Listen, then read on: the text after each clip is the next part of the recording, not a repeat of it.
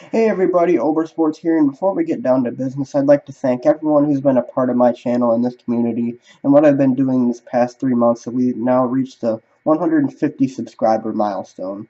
It's been a great summer, and I can't wait to see what the future holds for this channel and this community. Maybe one day, instead of celebrating hundreds of subs, we'll be celebrating thousands of subs, but that's probably a long ways off. So, anyways, let's get down to business today. We're going to be talking about the Kyrie to the Bucks rumor should the Celtics and Cavs trade end up falling through. Now, if you don't know the story, basically what happened is that the Celtics traded Isaiah Thomas, Jay Crowder, Ante Zizic, and a first-round pick to the Cavs for Kyrie Irving. Isaiah Thomas, however, failed his physical, and now the Cavs are asking for more, so there's a chance that the deal ends up falling through. Should the deal fall through, the Bucks seem to be one of the leading candidates to trade for Kyrie, as they are offering Malcolm Brogdon, who won Rookie of the Year last year, and Chris Middleton, plus a pick or another player that hasn't been named.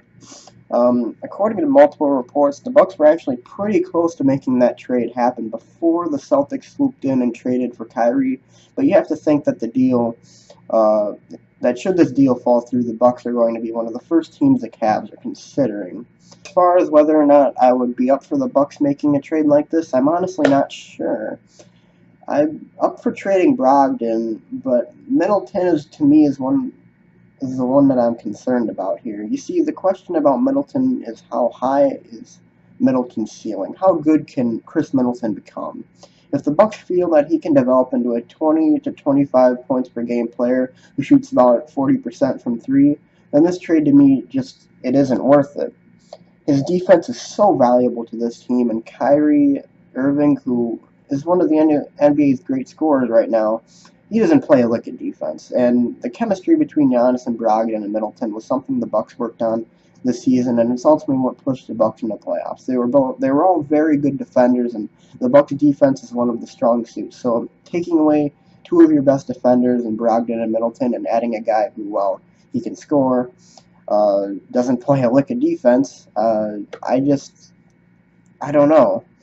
Um, to throw all of that away for a guy who's going to be on a 2-year contract. Remember, he only has 2 years left on his contract. If we make this trade, he might not even be with us in 2 years. We don't know how he's going to respond to going to Milwaukee.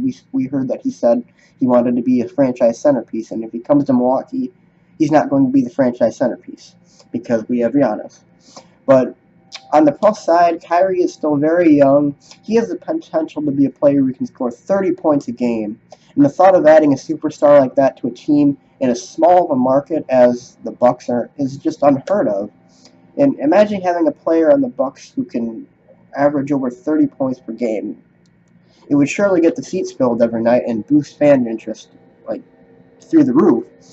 Um, there's just so many pluses and minuses with this trade, and honestly, if the Bucks actually have a chance to get Kyrie, which is to me is a little bit unlikely, I don't think the trade is going to fall through. I think uh, that the Celtics will offer it somebody else, or he'll end up going to somewhere else. I don't know, but if they do have a chance, I say they shouldn't do it. I'm leaning towards no.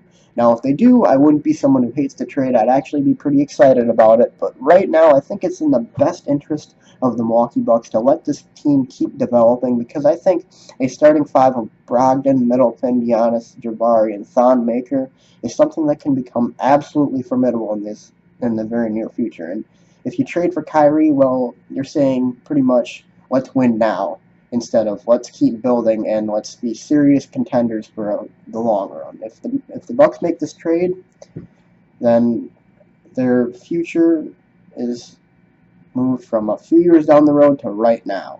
They're going to have to compete right now, and right now, LeBron James is still in the Eastern Conference. Right now, the Warriors are still a super team. Right now, there are superstars teaming up all over the NBA. It is not Milwaukee's time right now. And I don't think they should do it now. If they do, I'd be all for it. But right now, I think it's just in their best interest to stay the course. So anyways, guys, that's all I really have to say. as always, thanks for watching, and if you're watching this video and you haven't subscribed, hit that subscribe button.